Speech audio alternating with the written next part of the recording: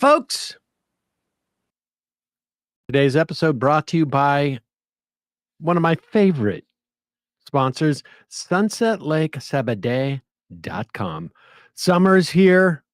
Let's talk about something that should be easy to find, but seems harder and harder to come by, particularly these specific days. I'm talking about relaxation, a little bit of calm, a little feeling at ease. Well, if you want to decompress this summer, enjoy a little time with your friends, lose yourself in a book for a few hours, give Sunset Lake Sabade a try.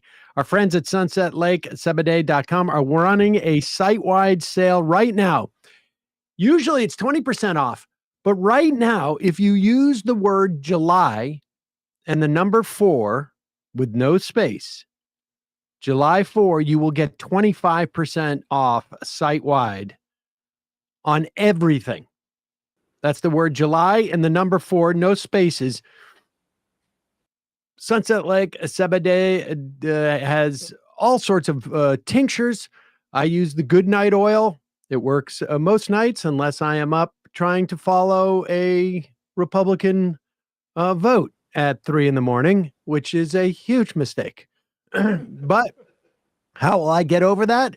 Well, the long weekend, July 4th, I probably will enjoy a pre-roll maybe at one point, or I'll take some gummies, relax gummies, focus gummies, gummies with THC, just a tiny bit. You can also get fudge and coffee, whole array of products, including even a tincture for your pet with Sabade. All of it third-party tested, independently tested. Their farming practices, no pesticides. They use integrated pest management. And, of course, you can feel good about this company. Our friends at sunsetlakesabade.com help support causes that we care about, too. These guys are movement partners. They have donated literally tens of thousands of dollars to things like carceral reform, refugee resettlement, Planned Parenthood, strike relief funds, direct aid for impoverished families. They've involved themselves in mutual aid. They've supported independent media outlets by sponsoring our program and a bunch of others. Don't let this summer pass you by. De-stress, decompress when you head to sunsetlakesabade.com. Use the coupon code July4. The word July, the number 4, to save 25% site-wide. The sale ends July 7th at midnight Eastern, so get on it. And now, time for the show. The Majority Report with Sam Seder. The destiny of America is always safer in the hands of the people than in the conference rooms of any elite. Sam Seder. They are unanimous in their hate for me, and I welcome their hatred. We must guard against the acquisition of unwarranted influence, whether sought or unsought, by the military-industrial complex. The Majority Report with Sam Seder. If I get the feeling you've been cheated.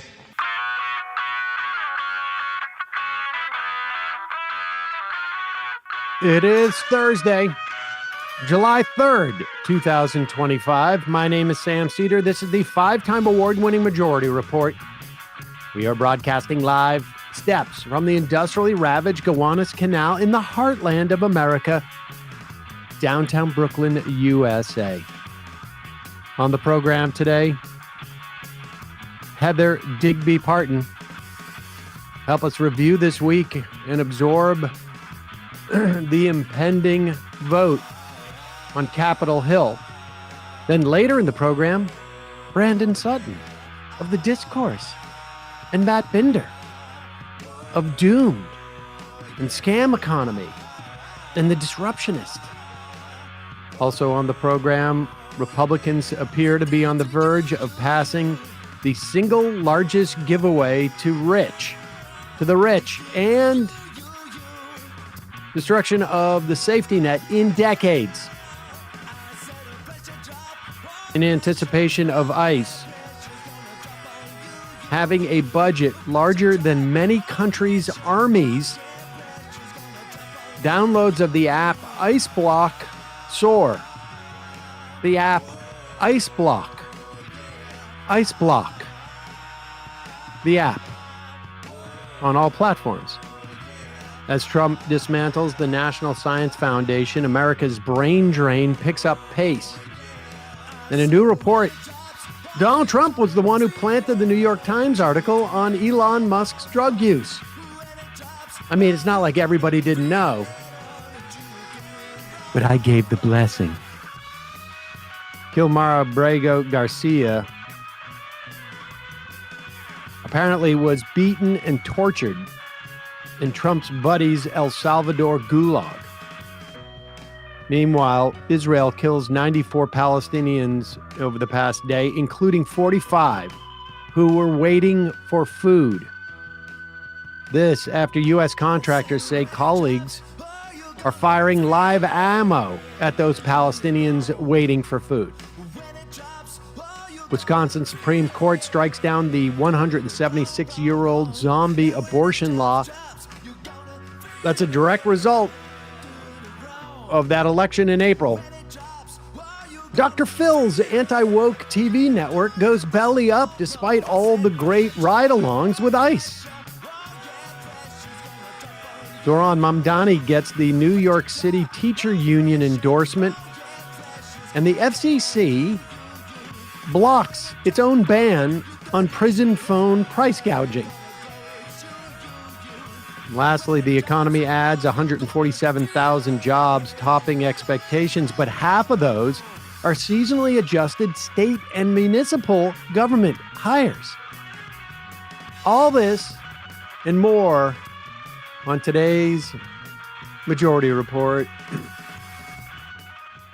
Welcome, ladies and gentlemen. Thanks so much for joining us. It's another one of those days we are right now, as we speak, Hakeem Jeffries is on the floor of the House. We could even just bring up some live footage. I mean, let's just check in. I'm not sure how much it does. This is known as the Magic Minute. And apparently, not sure of the specific details of this parliamentary procedure, but prior to this final vote, Democrats, for whatever reason, I think it's just the minority leader gets the opportunity to address the House. Kevin McCarthy did something like this prior to a Democratic budget. I think he spoke for 8 hours. Jeffries has been doing this now for 7, I think it is. 7 hours, 15 minutes, yep. 7 hours and 15 minutes. Is there a value to it? It doesn't cost anything. It's worth a shot. I mean, Fetterman might miss his beach holiday, but well, I think Fetterman's already gone. Oh, yeah, I mean, he's gone, the yeah. Senate is already gone. So just to give you a sense of what's going on here, a rule had to be passed to essentially adopt, I think, the Senate bill as is, and now we're about to have the vote on the House signing off essentially on the Senate bill. The Senate bill was even worse than the one that the House produced 2 weeks ago or a week ago.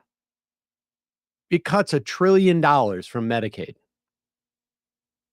We'll go through this with Digby, but supposedly, according to the reporting, Johnson says he has the votes to pass this bill. He expects to lose 1 or 2 votes. I think one of them is probably going to be, I think it's Fitzpatrick from Pennsylvania. I don't know who the other will be. Maybe Massey. All of the Freedom Caucus people folded. And we will go into why. Let's take who do we have? Norman? Is that who we have? yeah, it's number 6. Number 6. Okay, so Number 6? No. Ralph Norman explains why he flip-flop and supports the bill. I don't. Maybe that's number. No, I don't have that as number 6. But okay. Let's go to Ralph Norman explaining why he supports the bill after coming out so strongly against it.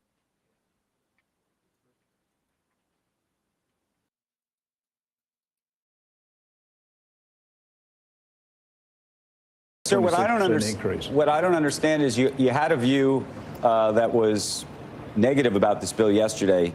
Is there something different about the bill today? Yeah, it is. We met with President Trump, and he did a masterful job of laying out how we could improve it, how he could use, as his chief executive office, use things to make the bill better. So there's going to be there are big distinctions between. I guess what I'm trying to understand is the bill that was sent from the Senate back to you is fundamentally different from yesterday to today, because then the Senate would have to. Different. No, we accepted the bill as is. What's different is President Trump is going to use his powers to, like on the subsidies, to make sure that a lot of these subsidies won't remain in effect, from here on out. And okay, now he's obviously a little bit tired and just trying to pretend like there's some reason why he's voting for it. They all came out. The Freedom Caucus guys came out and said, "Well, we spoke to the president, and he is going to crack down on the green." Or the sustainable energy tax subsidies and make sure that they're all legit over the course of the next 6 months, where businesses have to start. And I think it is spend 5% of what the total cost of their projects are. And supposedly he's going to crack down. That is the story that the Freedom Caucus is trying to push as to what changed to make them support a bill that creates a near $4 trillion deficit. And that's even, I think, with the funky math that they're doing, that cuts $1 trillion from Medicaid, that cuts hundreds of billions from SNAP, and that cuts massive taxes for the rich. But their big sticky point was, we really want you to be tough in making sure that you're giving out these tax subsidies for the next 6 months, as opposed to the next 9 years, which was slated, in a legit way. It's just pathetic. But we'll see if that is enough to placate people. I want to do this clip too. This is one of the big lies, and we'll talk to Digby about this, because I just don't know that the Democrats did a particularly good job in articulating what these cuts really mean. Here is Steve Scalise. And you've heard this, not this clip, but you've heard everything that is being said in this clip multiple times over the past month or two. Here's Steve Scalise on the floor. I guess this was sometime yesterday. Before. If you're disabled on Medicaid right now, you've been crowded out of those programs by people turning down work. Able-bodied people, 35-year-olds sitting at home playing video games. They're going to now have to go get a job. That's right. And by the way, that's a good thing for them. Their mom doesn't want them sitting in the basement playing video games anyway. But now it no longer will be crowding out Medicaid for the truly needy people who deserve it. Okay. Aside from the lie about the all these unemployed people, we know from Arkansas and from Georgia, when they tested these work requirements out, that what happens is that people who are eligible end up just being swamped with paperwork, and they They can't get through it. Sometimes they're working so much they don't have time to do it. But Medicaid does not crowd out anybody. You either eligible for Medicaid or you're not eligible for Medicaid. It is akin to an automatic stabilizer. When the need grows and the number of people who pass a threshold or drop below I guess you could say, a threshold of income grows, they get added to Medicaid. Medicaid rolls are not static. SNAP is not static. There is no one number of people who will be covered by Medicaid or who will receive SNAP benefits. And so it's a lie. It's not about crowding out anybody. And it's also not about savings to reinvest in Medicaid, because all of those savings are going out the door in tax cuts to wealthy people. So this isn't going to extend the future of the program. This isn't going to prevent people from being crowded out. Everybody knows what's going to happen. Anywhere from 14 to 18 million people now with this Senate bill are going to lose their health care. And we're all going to end up paying for it. I mean, some people, tens of thousands a year, are going to pay with their lives. But we're also going to end up paying for it in terms of expense. But I don't know. We'll talk to Digby in a moment, get her sense as to whether Democrats have done a good job of articulating these dynamics.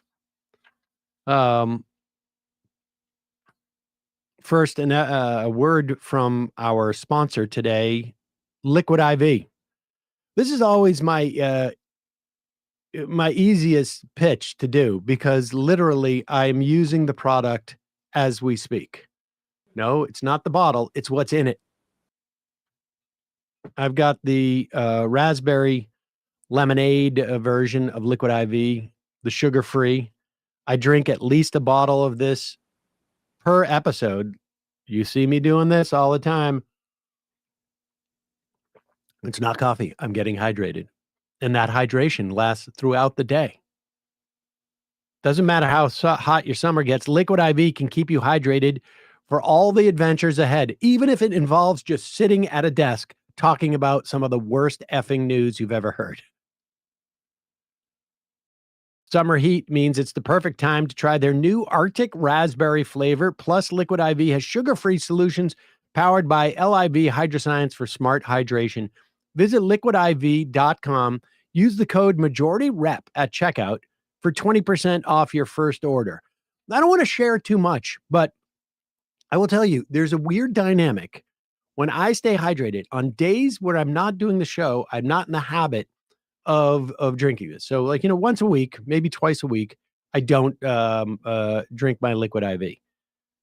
I sleep better when I have stayed hydrated throughout the day. And I find I have to get up and go to the bathroom less, because my body, I think, gets trained to absorb water and all the sort of the minerals and vitamins. It's just, your body is whatever. I don't know. Whatever percentage, some massive percentage of water. You want to keep hydrated. You can explore the delicious sugar-free options, which include white peach, lemon lime, rainbow sherbet, and more. Like I say, also the raspberry lemon.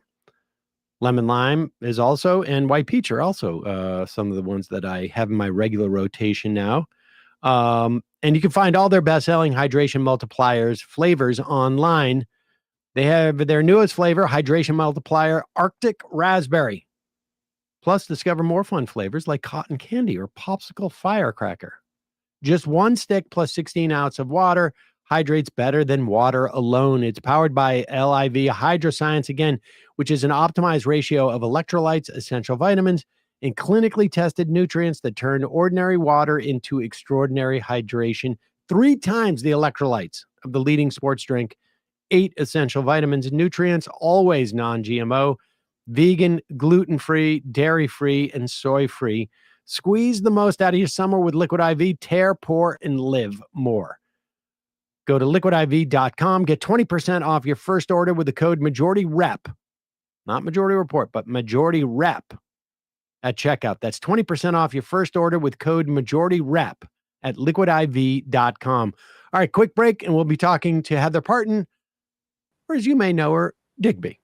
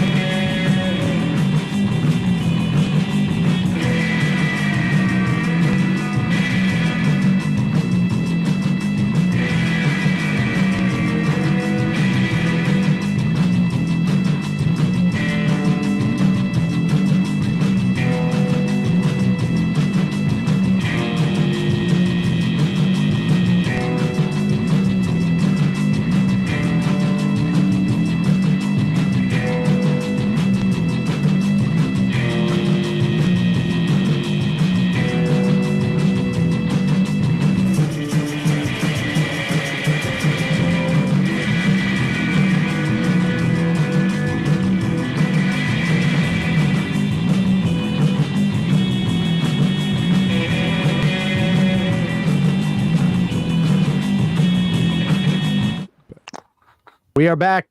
Sam Seder on the Majority Report. Emma Vigeland out. She'll be back on Monday. Reminder, we are off tomorrow. It is July 4th.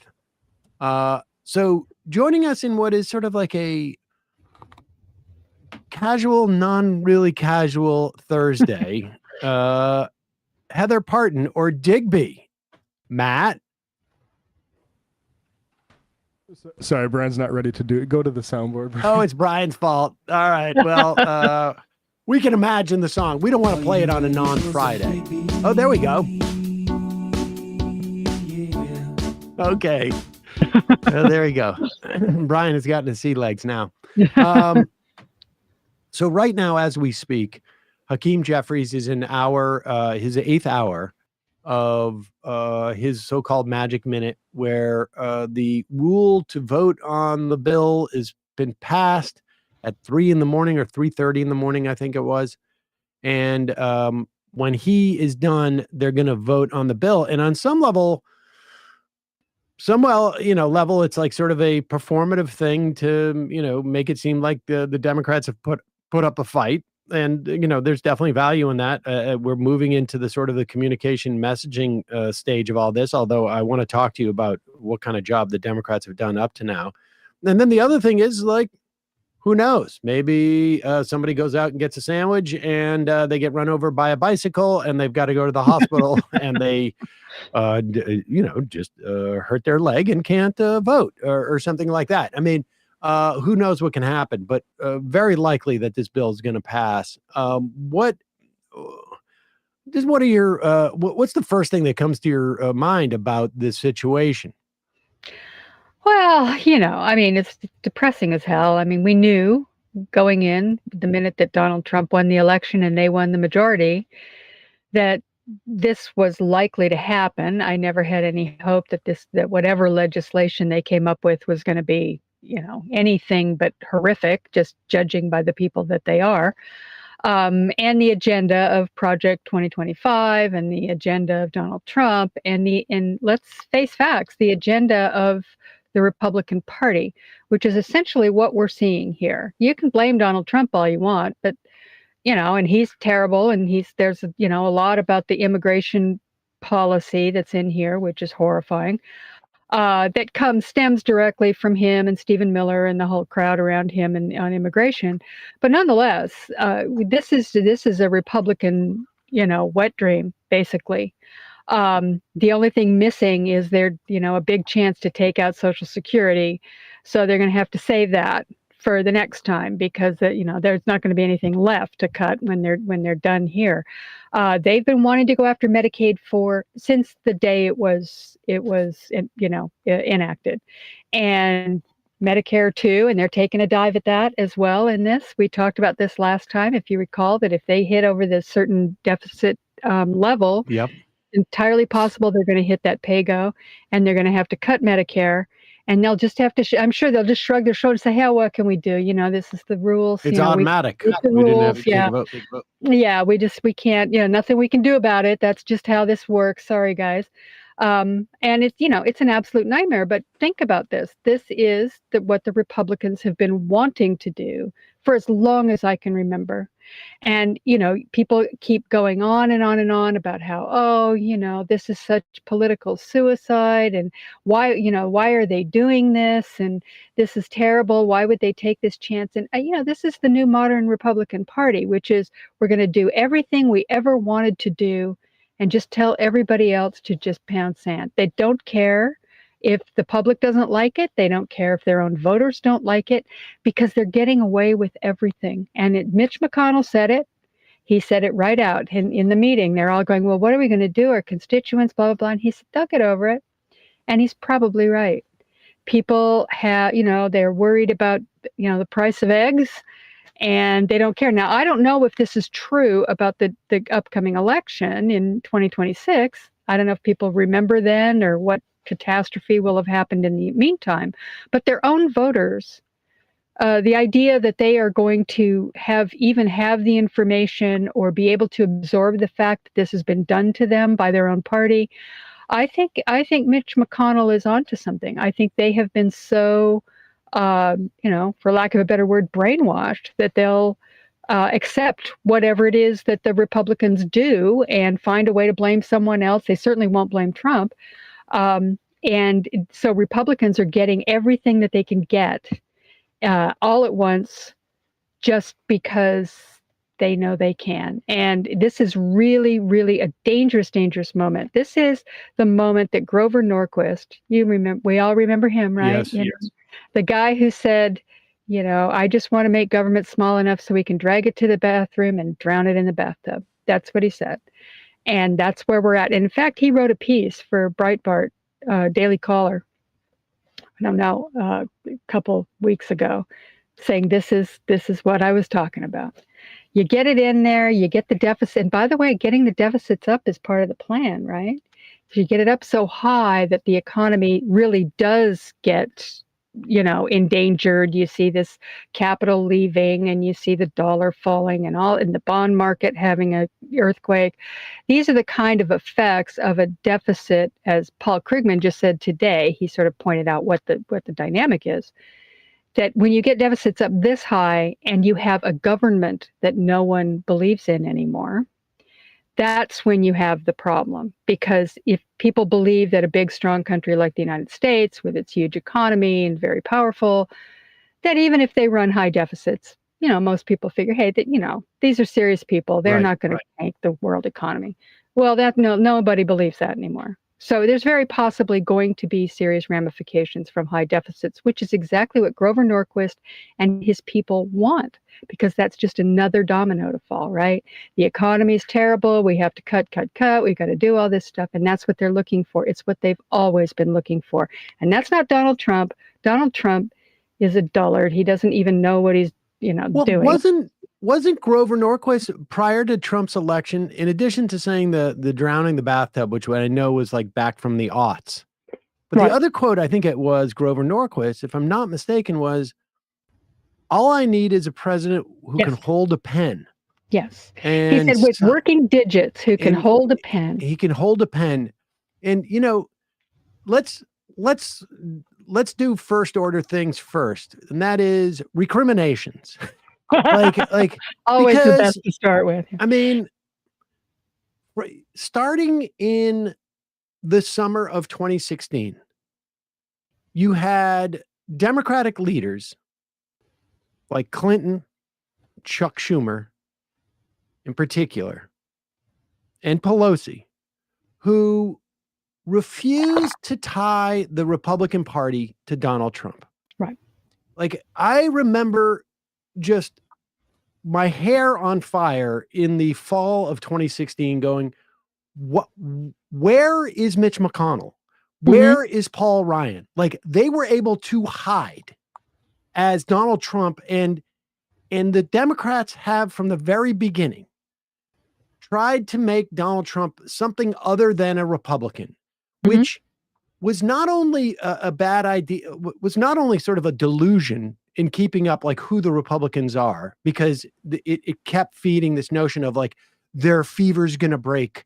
They're going to be something different. Like, they thought Donald Trump was some type of exogenous thing that came upon the Republicans, as opposed to the Republican Party moving in a direction where Donald Trump made absolute sense. Absolutely. And not only like by divorcing Donald Trump from the Republican Party, they made Donald Trump a anti-establishment outsider figure, when in fact he was going to fulfill everything that the Republican Party wanted, and more than they ever thought they could fulfill. Yes. You are so right. And so this has been a consistent, like, and they have not learned the James Carville, Chuck Schumer mentality of like, Donald Trump's going to do himself in. He's going to do himself in. He's going to do himself in. Like, and they just keep waiting and waiting and waiting, and refraining from tying the Republican Party and just saying, we're running against Republicans. Right. This is a Republican bill. Mitt Romney would have done something very, very similar if he had the opportunity. The only difference is that Donald Trump has more popularity with their base than a Mitt Romney would have, and might not have been able. We might have had that same type of situation when we had with Obama, which is where you had the Freedom Caucus actually won't take yes for an answer. Right. But who knows, because it's a different dynamic when the president is of your own party. But it seems to me the Democratic Party still fundamentally does not get this, or I should say the leadership does not get this idea that Donald Trump is a Republican, the Republicans are Donald Trump, and you cannot run against them separately, or you cannot like spare the entire party. As you say, Donald Trump is a MAGA, a super MAGA, max MAGA, max right, whatever it is, whatever dumb thing that you think that this is somehow making Donald Trump alienated from Republican voters. They just got their tax cuts. That's all they care about. And they got rid of the Medicaid. That's all they care about. That's right. No, you couldn't be more right about this. And it's always, it's irked both of us over the years from the very beginning when Donald Trump came on the scene. Because, for one thing, it also lets their voters off the hook. I'm sorry, this whole idea about saying, well, as soon as Donald Trump is gone, then, all the good Republicans will be able to come back and we'll have a good, normal Republican Party again. I'm going, when was that? When did we have, how long's it been since there was some kind of, even the myth about, how they went up to the White House during Watergate and told Nixon that he had to go and they were being very responsible. There's a little bullshit in that too. Because the truth is that there were a bunch of Southern Democrats also who were Nixon people. There's a whole complicated kind of backstory about that. That's not quite as clear and clean cut as everybody wants to think. The Republican Party has been full of, jackasses since probably forever, but it's just since it's bifurcated in, where we've polarized into two tribes that, where they have very little in common and very little bipartisanship, that it's become more clear about what's going on.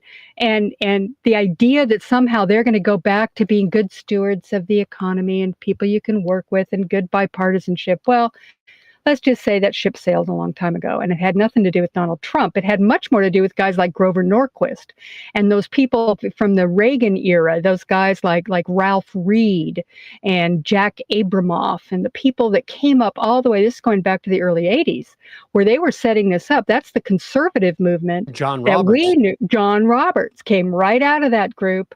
And, this has been, and so now we're here where they've got the president with the working digits that can sign legislation, which is all Grover wanted, and he's got it because they've got someone in the White House who they can manage like a child, like a mad king, where you kind of, he got to give him some stuff, give him some things that he wants, and got to flatter him and do this, that, and the other. But come on, everybody, let's face it, he'll sign this big, beautiful bill. We'll even call it that to make him happy. And all this stuff that's in there. Because, yesterday there was a story, I think it was in Notice, saying, they've been sending these guys, these emissaries up from the Congress up to the White House so he can work them. And he's saying, well, if you touch Medicare, Medicaid, and Social Security, you're not going to get reelected. You can't touch those. And one of the guys goes, but we're touching Medicaid. And he doesn't actually, in his mind, he's so into his own hype and his own, lies and delusions that he maybe has come to believe their story that, it's just a bunch of 25-year-old guys in the basement who are, they're being very scrupulous about getting their health care, and we've got to stop that so they can go out and get a job. This is the kind of thing that it makes it very easy for these guys to fulfill their long-held agenda. Nothing new about this. Cutting Medicaid to the bone is not new. I would even suggest that aside from the sort of autopsy that came out of 2012, you remember in the Republican Party where they said, well, we've really got to do more to appeal to Latinos, and we've got to deal with immigration. We've got to be kinder and gentler, or whatever it was. That was an anomaly because it lasted 5 minutes. Yeah, it lasted 5 minutes, and Donald Trump proved that nobody cared about any of that. And this whole immigration thing, building a police state, definitely a Republican thing. Mitt Romney, if I'm not mistaken, Mitt Romney's immigration advisor was Chris Kobach. Yes. And he was talking about self-deportation. This is not that dramatically different. Donald Trump may be more brusque and cruder, and he sells it probably better than Mitt Romney because Mitt Romney had a stiff jaw as he was delivering this stuff, but the policy apparatus, the theories are the same. We are on the verge of. Do we have this graphic? We'll put it up in a second. The ICE budget. This is the other thing. Yeah. There obviously $100 billion increase to annually to defense, but the ICE budget goes up to some crazy figure, almost as much as defense that they've added. Incredible in terms of the bump, and we're going to be hiring. Was it something like 10,000 new ICE agents? It's going to be a bigger police force than the FBI. It's going to be more ICE agents than FBI agents. Brian, do we have that graphic? Can you put that up? This is relative to other countries. You will see the defense budgets of a bunch of countries, and then you can see the what ICE budget is. It is. This is crazy. And, this isn't, there it is. It's $37.5 billion. It has a bigger budget than the defense budget for Italy, Israel, Netherlands, Brazil. I can't make out that last one down there, but Switzerland. It's Switzerland. Well, Switzerland. And this is we're going to see this everywhere. We're going to see ICE everywhere. Everywhere. And so they're giving these thugs that are out there with the masks and, armed to the teeth like they're, storming Fallujah. They're giving them huge bonuses, like $50,000 bonuses. I think it's a $10,000 bonus, a signing bonus. Yeah. Well, I think they're giving, retention bonuses that are even more than that. This is police state stuff, and it's definitely happening. And by the way, a lot of this money is going to go to building more of those concentration camps like they just built down in Florida. And in fact, what was it Trump was saying? I'd like to see these in every state. Yep. So, this is, and you can tell, I hate to say this, but it's so true. He's got, Trump and Kristi Noem and Ron DeSantis were down there the other day. They were so aroused by this. I mean, you can just feel it, the excitement. They had Benny Johnson down there going, oh, look, they've got, concentration camp merch. He didn't say concentration camp, but that's what he meant. And they're wearing hats and they're doing all this. I mean, it's so sick. There's nothing serious about what they're doing. It's like it's fun or something. And it's absolutely grotesque, and they're throwing money at it. And by the way, let's just talk about what the potential there is. The corruption you are going to see in this DHS budget is so beyond, and probably in the defense budget as well, because it's getting a huge bump. And they didn't need any more money, but apparently they're going to get it. And, do you think Pete Hegseth might be, getting a little something out of all this? Because I think he probably is. And I think that the people in DHS probably are. We already know that Kristi Noem's been grifting off of her dark money campaign stuff. This $50,000 Rolex that she wore down to El Salvador. I think it was ProPublica last week who traced the fact that she was taking she was taking a little extra for herself out of one of her I don't know, dark money outside expenditure. Yeah, outside. Well, yeah, one of her outside groups. So the potential for corruption and graft in this new DHS bill is beyond, because I think we're already seeing this. I think we may have talked about this last time I was on. All these they're detaining all these people at borders, coming in, Australians and Japanese people, Canadians, whatever. They're putting them into these detention centers. They're private prisons. They're being run by, private companies that are getting paid per person that is in there. There is a huge potential, and there's no oversight, zero. And I don't know who's going to look at it. So, I mean, the combination there of the financial incentive, the thrill of finally getting their dream come true. Here we are, we're on the verge of watching this thing happen. And, I think just like you, I trace it back to the fact that the Republican Party has been skating this entire time that Donald Trump has been in, and been allowed to not, take any of the responsibility for what has happened, and yet it remained sort of, semi-respectable in the eyes of the public, mainly because I don't think Democrats, they always wanted to preserve this idea that the good Republicans will come back. We need two parties. I mean, this has just been insanity, the way that they've been talking about this stuff. Like as if, I mean, even if you believed it, even if you believe that we need a Republican Party, to say it is just absolutely like, are you like you're Nancy Pelosi and or you're Chuck Schumer or you're Joe Biden, and you're out there, you're worried that if you don't say we need a good Republican Party, that they're going to go away. And what kind of magical thinking is going on in your head? It's just sort of, the absolute failure. And we just played a clip of Steve Scalise. We can play that other clip. Let's play that other clip that we have that is virtually identical. Brian, who was she on with? Did I put that in there? Maybe it was maybe I just watched it. Wolf Blitzer won with another, Republican.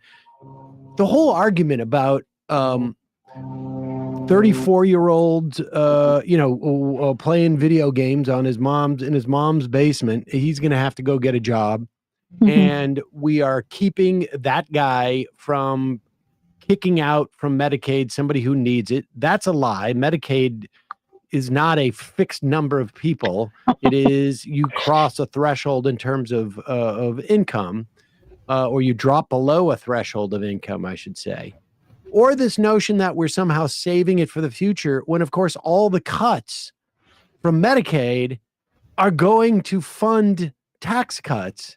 Right. It's not like we're saving all this money and we're putting it back into some type of trust fund for the future, or reinvesting it in Medicaid. That's not what's happening here. And it feels like the Democrats have not had to been able to articulate get the message out to the public in the proper way. Getting distracted by things like Iran, he's going to make an Iran deal, or going on an anti-Semitism book tour. I mean, honestly, what the hell is going on with that? It is just so blinkered. And I just look, Mike Johnson is Speaker of the House because the Republicans kept kicking out their speakers. You and I saw 10 Republican speakers over the term that Nancy Pelosi was there. And Mitch McConnell was a longtime Republican Senate Majority Leader, probably one of the, from their perspective, the best maybe in the history of Republican Senate Majority Leaders, in terms of what he was able to achieve. But the idea that Democrats are so unwilling to challenge their leadership out of incompetence. Now, nobody thought that, Mike Johnson was going to be able to do this type of thing. Everybody thought that he was going to be a total incompetent. He very well may be, and it could just be a function of Donald Trump is enough to scare a lot of these people because their districts are so dominated by Trump. But there's a real failure here, and it just seems like over and over and over again, Democrats refuse to recognize it. And it's just a question of we got to get them out. Well, do you see any evidence that that's happening? I mean, maybe. I don't see any. You see David Hogg attempt to primary people from within the DNC. Yeah. I just had Randy Weingarten on yesterday, and they weren't. She wasn't explicit about it, but there was a sense of we don't feel like there's enough churn going on here in the attitude of the Democratic Party. And so, there's nascent things, but it's all coming from outside of.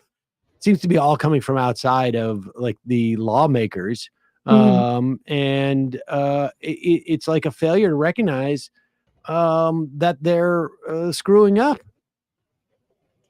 Well, yeah. I think one of the big fallacies in this, just, to go back just a little bit to what we were talking about, they seem to think that if they say things like, we need a Republican Party, we have to have one, that and I've never understood this, that will somehow persuade Republicans to vote for them.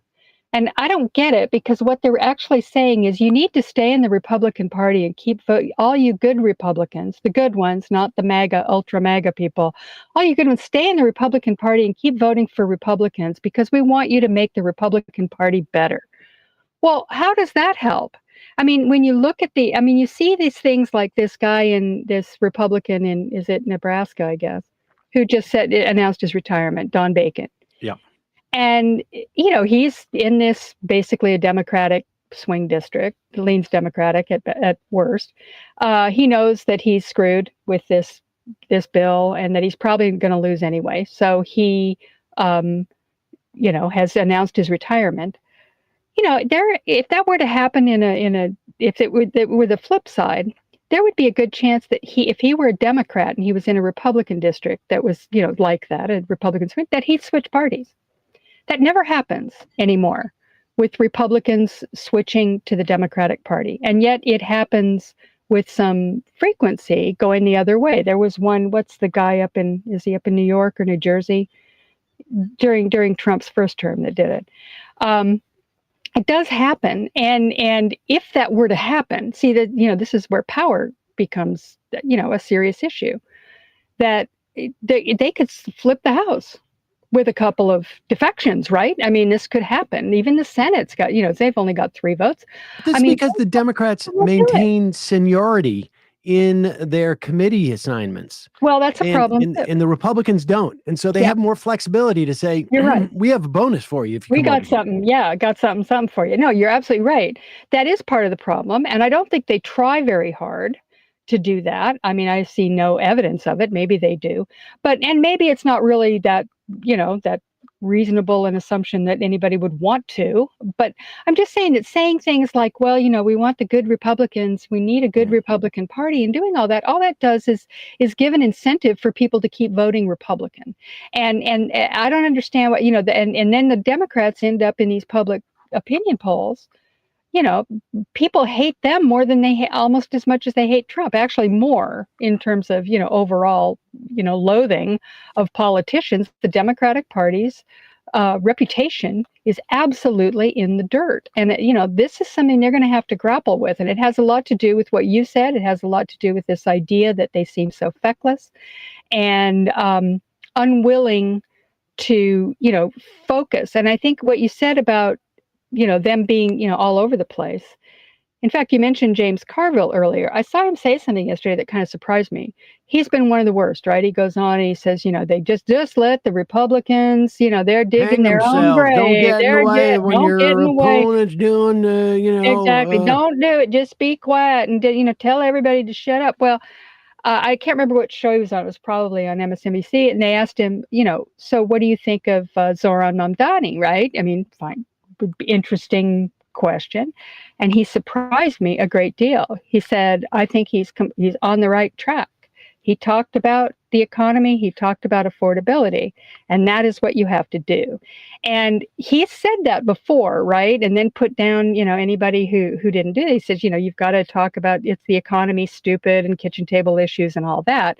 But for him to credit Zoran with that, which I wouldn't have expected, because I had just assumed he hated him and thought that he was, he was actually, I don't know if he had an epiphany somewhere that he needed to shut up about telling the younger generation to, go get lost. But he did say that, and he pointed out something that struck me when Zoran won, which is that he's doing what they're all telling them to do. He's keeping his eye on the prize: affordability, cost of living, the economy. He did that in a time when it would have been very easy for him to just completely dive headfirst into culture war issues. New York has, a million opportunities to, get all off into all of this stuff. He didn't do it. He kept his focus on it, mainly because he was listening to the people that he was, trying to get to vote for him, and that's what they were telling him. So, and I'm full disclosure, I've been very resistant to the whole kitchen table issue argument. I admit it, because I'm so overwhelmingly concerned with the death of our political system and democracy and, the police state and that stuff. And so that's my own bias. I'm a convert. I'm beginning to see the utility of this as maybe the only way to solve the problems that I'm most concerned with, is that people, the Democrats have got to focus. It's just what you said. This big, beautiful bill and what they're doing, they have not been effective yet. I mean, there's still time, because it was always going to pass, right?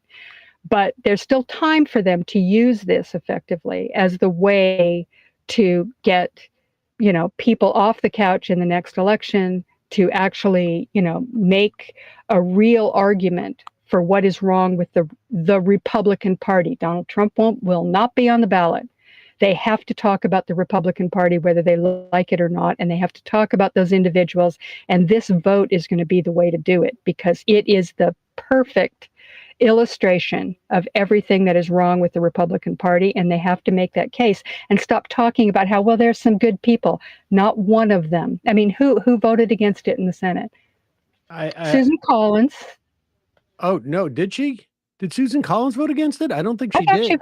I thought she did. No, She voted against it. Was Rand Paul? Who was it? Rand Was it Paul.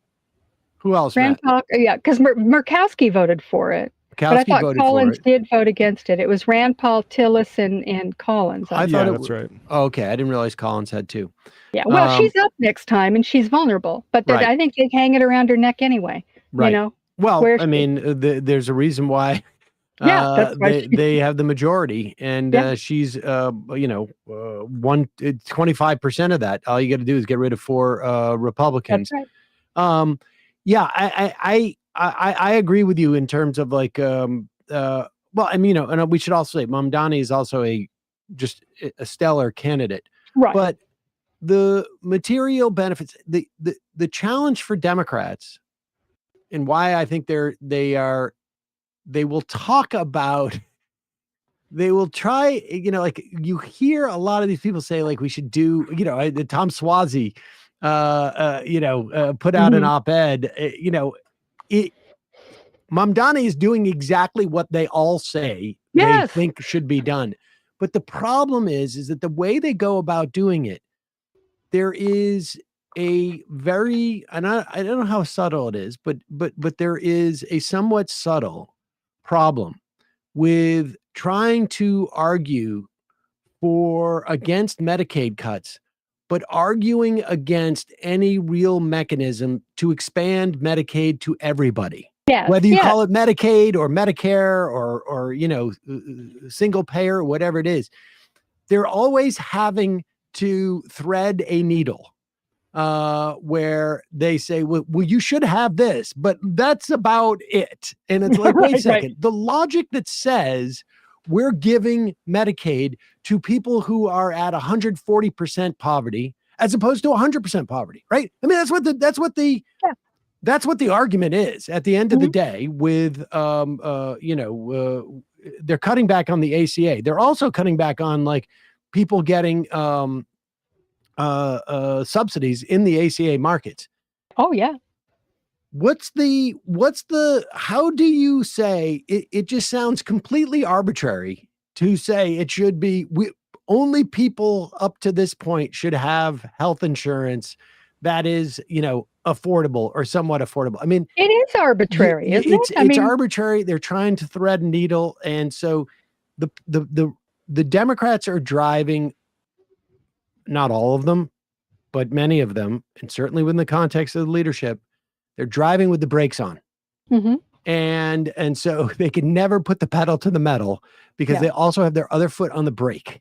Mm-hmm. And that is the sort of ideological and rhetorical, in many instances, challenges they have. Now, the Republicans have their own challenges too, because they're trying to make it seem like they're not cutting their own voters' Medicaid, and they are. But they were smart about it because all of those cuts, for the most part, will hit after the midterm election. Yes. The tax cuts go into effect almost immediately. Mm-hmm. The killing of the tax incentives for things like electric vehicles or putting solar panels on your roof or putting in a heat pump, this is the technology we need to go to, like a heat exchange pump, whether it's like geothermal or airflow. We need this technology. Mm-hmm. And you're going to kill a bunch of these businesses. You're going to kill a bunch of these businesses. You're going to also kill a bunch of people who are in the pipeline to be technicians of these things. I mean, it is so damaging to our economy long term and to our sustainability. I mean, it's just shocking. And the Democrats I don't ever believe they thought that this was going to pass. And I think they didn't think the budget resolution was going to pass. And then I thought they're like, well, a single bill won't pass because the parliamentarian's going to say, hey, you can't create a baseline that is that is on the current policy, that's ridiculous. It's absurd. You've got to create the baseline after the tax cuts run out. That's the way we've always done it. I mean, they're always like a step or two behind here. But I want to turn to just one more because we're backing up against 1 p.m. But this is really important, and you and I have seen this play before in some respects. Abrego Garcia has come back from CCOT, and he and his lawyer are basically saying like he was tortured, and not just him. Like all these people who are sent down there. Remember, something like 82. Like these people are not. Well, first off, they're not criminals. It doesn't matter if you're a criminal. No. We don't torture people. No, right. Supposedly. But regardless, we sent them to essentially what amounts to a torture chamber. The torture involved like, standing up or on the knee, the knees, and not being, and having them soil themselves, lack of sleep, and all of it, torture. And here is here. Let's put up this tear sheet. Let's put up number 5. This is the description of some of the torture. You guys got that? Yeah, we're pulling it up now. Okay. And then I want to play this clip. This is, lost 31 pounds in his first 2 weeks. 31 pounds in 2 weeks. Aside from that being obviously a dangerous amount of weight to lose, how does that happen? Unless you're being starved. No calories at all. Yeah. Of course. Yeah. And I mean, it goes on and on. But here is Fox News contributor trying to justify this stuff. This was on the. And if you're going to vote no on this, then you're voting along with. And if you're going to. This is Monica Page from Charlie Kirk's outfit. And if you're going to vote no on this, then you're voting along with Democrats, especially Democrats like Maxine Dexter, who was on the Hill today dressed in a white robe, who also visited El Salvador to go see Kilmar Abrego Garcia, who killed Americans. This is something that a lot of people are passionate about passing. If you're not siding with Republicans, then unfortunately you're siding with Democrats, anti-American. Okay. Just note for people watching, she got a cross necklace on there while she lies about him. She said that Kilmar Abrego Garcia killed Americans. Kilmar Abrego Garcia is was never accused of killing Americans. He was accused of being in a truck with migrant workers who were going to a job site. And that has mutated into now killing Americans. Now, she put up an apology tweet. This is number 7. Tonight, during an interview on Fox News, I inadvertently said that Kilmar Abrego Garcia killed Americans. What I meant to say is that he's been connected with gang activity. And he has not been connected with gang activity, incidentally, that has devastated the lives of many people and killed an untold number of Americans. He's been connected with gang activity in the same way that I'm connected with gang activity, in that it exists in the same planet that it does that I'm on. I watch Boys in the Hood, so I'm connected too. There you go. Yeah, obviously promoting the gang lifestyle, exactly. Heather. It's pretty clear. Yeah. But you made a really good point about the sort of like, this is not America. Well, I don't know. No, not really. I mean, look, when this story came out last night, I was on social media and I was on X and on Blue Sky, and they were talking about, people were going, this cannot stand. People must be held accountable for this. This is America. We don't do that. And I'm going, guys, hate to remind you, but yeah, we do. And we have done. And it's not going back centuries. This was just back in the 2000s. We had CIA black sites. We were abducting people off the streets and sending them to foreign countries where they were tortured. That happened. That was called rendition. We had Guantanamo Bay, where they were also using tortured, again in this, which we are very still, context. we're using it in this very context. And it was shown over the course of many very, very difficult investigations that we tortured the hell out of people. I mean, we really did it. Waterboarding and this sleep deprivation. They did all kinds, I mean, just horrible force feeding with people who went on hunger strikes. They did, forced enemas. It was an absolute nightmare, and no one was ever held accountable for that. There were a couple of grunts at Abu Ghraib in Iraq who stupidly took pictures of themselves and ended up causing a big scandal. But honestly, this was never, ever properly adjudicated in any way. And in fact, once again, let's talk about the Democrats, because they, Dianne Feinstein, for all of her ills, she did one good thing in her career. Yeah, she did a couple of good things, but this one was actually really good. She was the one who headed that torture investigation in the Senate Judiciary Committee, and she tried to get that information out. It was a thorough investigation. It showed everything, and they ended up with the Obama administration ended up killing it. Yep. And they did it. They did some kind of trick. It was sort of a formality where you'd send it to the White House, and if they didn't open it, it meant that it hadn't been delivered. And so as a result, it was never made public. They made public the summary that was done in the beginning, but none of the details. And they made a movie about it with Annette Bening was in it. Adam Driver was in it it was called the investigation, I think, or the report or something. But in any case, this actually happened. We did this. We did it. No one ever paid a price. George W. Bush is out there. He and Michelle Obama are changing, and changing Wu candy. is a professor at Stanford. A professor at or Berkeley, I think. Berkeley. Yeah, Berkeley. And these guys are all out there. They're a few little grunts from Abu Ghraib got had to do some time in the brig or whatever, but that was it. And so anybody who thinks, and this is my big concern here, we're building concentration camps, and that's what they should be called, because that's what they are. They're not death camps yet.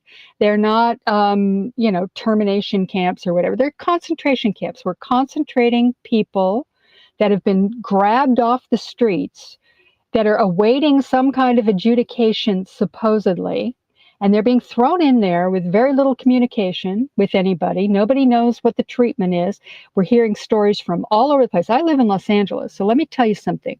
This is a city under siege by ICE. It is under siege. People are terrified. They're afraid to go to work. And this is, these Latinos, American citizens, are walking around carrying their passports. Yep. In California now, because they're terrified of being grabbed up off the streets. And once you start that, you build concentration camps, you better bet they're going to be doing that CCOT stuff, because we've done it before. DOJ is already starting to ramp up their investigations on denaturalizing citizens. Yes. I mean, This is I hope people see how the way this works. When we talk about a canary in the coal mine, it is because that there is a problem that is escalating, and they start with the most marginalized people, and then they work their way up. Yeah. And who's a naturalized citizen? Zohran Mamdani. Mm-hmm. And they're talking about. They asked Trump about it down in he was visiting the concentration camp with Ron DeSantis.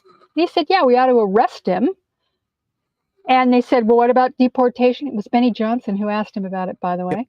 You get asked, what about they're talking about? He said, well, I hear people are saying he may be here illegally.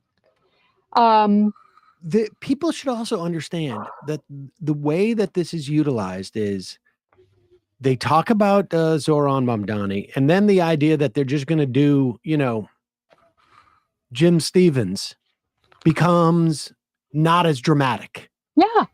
And so, this is just their way of expanding essentially the Overton window. I don't know, it's an overused phrase in some ways, but that's what it is. That's how this works. And, if you build it, they will use it. Yep. That this is just what's happening. We're building this national police force.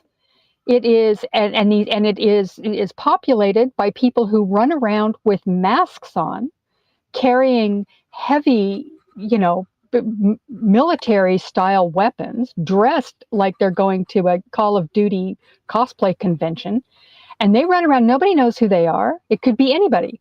They don't even there are people who literally have been disappeared off the streets of Los Angeles. It's a local story of this woman was taken, and there's no record of her being put into any of these detention centers, but there are all these stories of what they're calling bounty hunters. Yep. Of people, grabbing them, then claiming, because there's this self-deportation money apparently, where you can get $1,000 or whatever, grabbing people, getting their money, and then sending them over the border. I mean, just weird stuff like that is happening because there's no oversight. There's nothing. Nobody can do anything about it.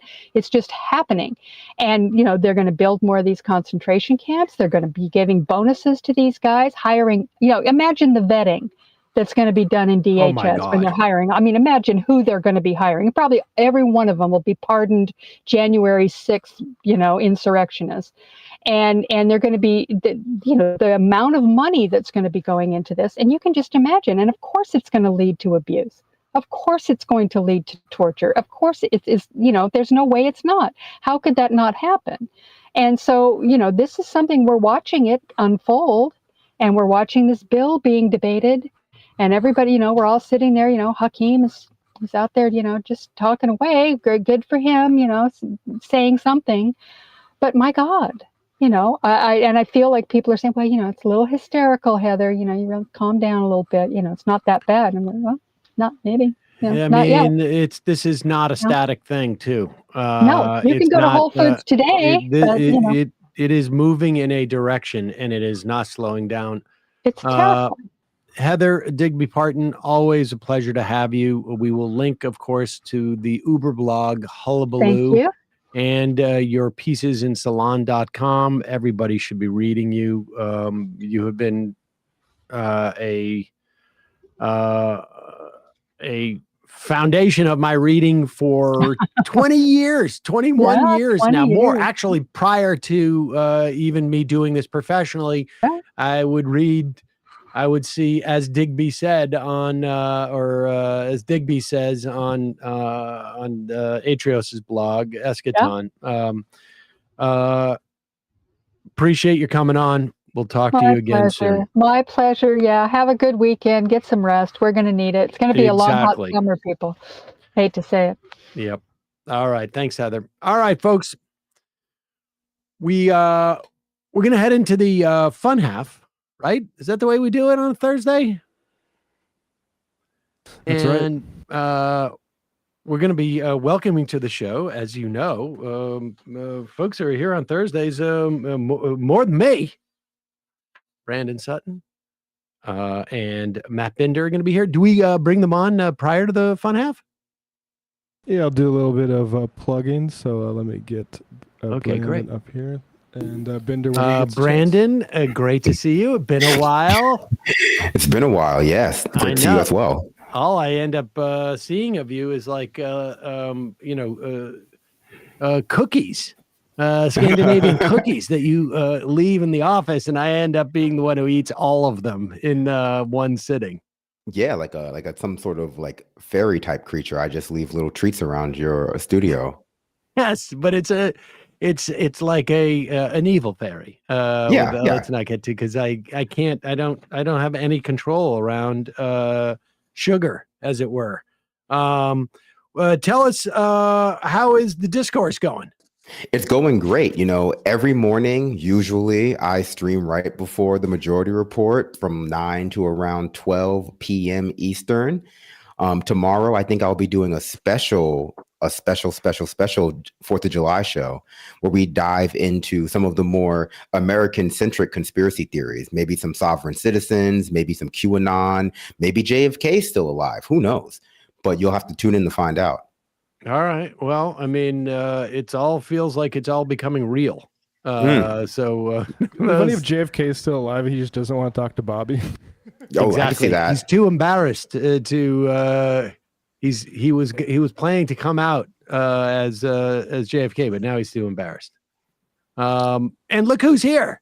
New dad. I mean, thrice over. Right. New three child dad, Matt Binder, host of Scam Economy and Doomed and Substack, The Disruptionist. Yep. How's it going? You getting any sleep? It's going good. It depends on the night. Some nights we get sleep, some nights we don't. That's just, you know how it is. Are you guys done? Or like what's going on here? I don't know. I think so. Maybe. Who knows? It's like the Waltons at your house now. Right. Yes, we got a lot of kids running around, and we got a dog and a cat. You know, whole shebang. Like a sitcom. What are you working on these days? I mean, I can't imagine you have much to work with on Scam Economy. Right now, I mean, honestly, for that matter. Right. Yeah. I mean, honestly, it's been, I've had to take I still stream every week, youtube.com/Matt Binder, but I gotta get back into the swing of things with the kid and everything. Yeah. So, youtube.com/Matt Binder, that swing of things will be back very soon. So follow me on, subscribe to the YouTube channel, disruptionist.com, like Sam said, for the newsletter. That's going to officially launch very soon too. I just been throwing some breaking scoops that I've got over the past couple of weeks on there. But that's my goal. We should say you also write for thing. Mashable, right? Yeah. Yeah. So, all right. So check me out there. Well, folks, just a reminder, you can support this program by becoming a member at jointhemajorityreport.com. When you do, you not only get the free show free of commercials, but you also get the fun half, and you can IM us. And don't forget justcoffee.coop, fair trade coffee, tea, or fair trade coffee and hot chocolate. Use the coupon code majority, get 10% off. Matt, Left Reckoning. Left Reckoning, Ashik Siddiqui of DSA talking about Zoran's victory, and we also talk about Colin Allred, his uninspired, just run it back campaign for Texas Senate. So check that out. His weight during the... I mean, a lot of people are going to make some money on that campaign, so congrats to them. Patreon.com/Left Reckoning. We'll have another Sunday show for patrons this Sunday. S. Borda on the IM said Sam Seder looks really old next to these other guys. Well, that's because I'm like 20 years older than both of them, at least. I disagree. I think you look great, Sam. I'm always I hearing don't from think people that you look great. Yeah, and I was up all night. All right. Hey, don't look old. I don't know what they're talking about. It's like Billy Madison too over here. Let me put the filter on. All right, we'll see you in the fun half. 3 months from now, 6 months from now, 9 months from now. And I don't think it's going to be the same as it looks like in 6 months from now. And I don't know if it's necessarily going to be better 6 months from now than it is 3 months from now. But I think around 18 months out, we're going to look back and go like, wow. What?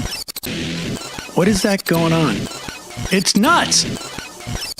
Wait a second. Hold on for a second. The Majority Report. Emma, welcome to the program. Hey. Matt. What is up, everyone? Nomi Key. You did it. Let's go, Brandon. Let's go, Brandon. Bradley, you want to say hello? Sorry to disappoint everyone. I'm just a random guy. It's all the boys today. Fundamentally false. No, I'm sorry. Women's... Stop talking for a second and let me finish. Where is this coming from, dude? But dude, you want to smoke this 7A? Yes. Hi, me? Is it? Yes. Is this me? Is it me? It is you. Is this me? Hello? Is this me? I think it is you. Who is you? No sound. Every single freaking day. What's on your mind? Sports. We can discuss free markets and we can discuss capitalism. I'm gonna go throw up. Libertarians. They're so stupid, though. Common sense says, of course. Gobbledygook. We fucking nailed it. So what's 79 plus 21? Challenge met. I'm positively quivering. I believe 96, I want to say. 857-210. 35. 501. 1/2. 3/8. 9/11, for instance. $3,400. $1,900. 6.543 trillion sold. It's a zero-sum game. Actually, you're making me think less of it. But let me say this. Poop. You can call it satire. Sam goes,